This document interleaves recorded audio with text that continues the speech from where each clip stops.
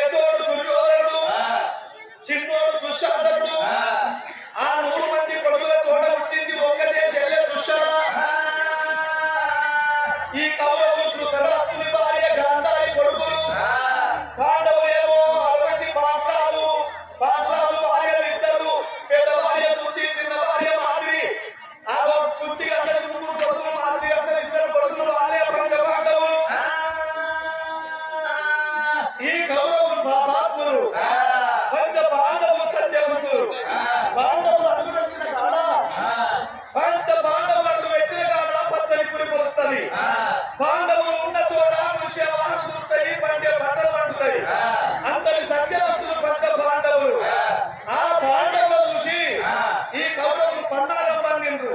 మామ శకుని మామ చెప్పినటువంటి ఉపాయం చేత చూలమాట అరింపు, చూలమాట లోపల వాళ్ళ సిరి వేయింది, స్త్రీ వేయింది.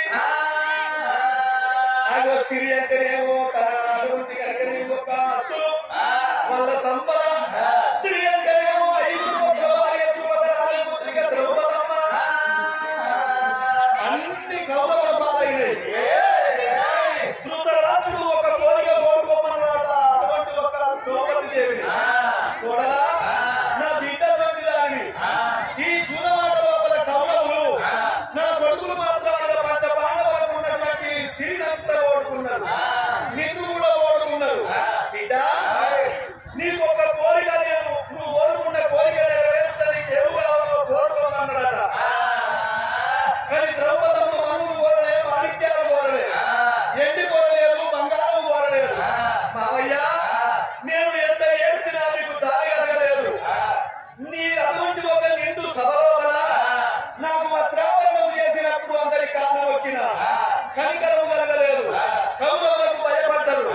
ఏ దేవుడు నన్ను కాపాడిండు, నా మానవు కాపాడిండు. ఏ దేవుడు మావయ్య నేను ఎండి కోరుకుంటలేదు, బంగారం కోరుకుంటలేను.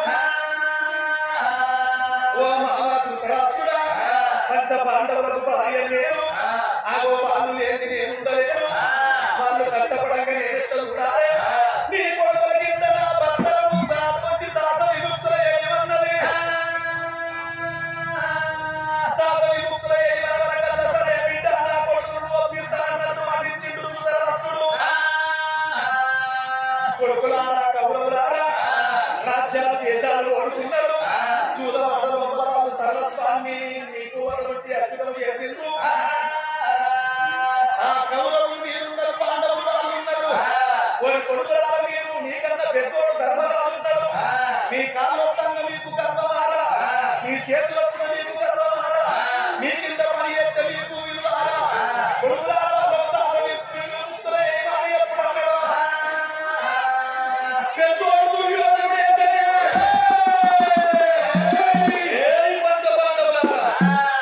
మీ రాజ్యాలు దేశాలు మాయే, మీ సినిమాదే, మీ స్త్రీ మాదే.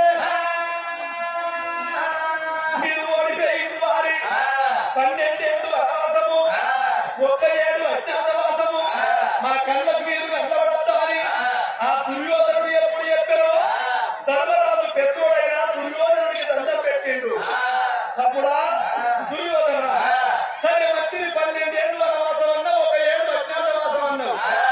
తప్పక మీరు వహిస్తావు తమ్మి. పోతున్నావు నా ప్రజల పదము, మా రాజ్యం పదము, అందరినీ క్షేమంగా చూసుకో మాట చెప్పిండు. ఆ పాండవులు ఇంటికి వచ్చిండ్రు. అర్ధరాత్రి ద్రౌపదమ్మకు లేవకుండా వాళ్ళ ఆభరణాలు పట్టుకొని పాండవులు బయలుదేరిండు. అర్ధరాత్రి 12 ఏళ్ళు వనవాసం, 1 ఏడు అజ్ఞాతవాసము అని పాండవులు బయలుదేరి పోతుంటే అన్ని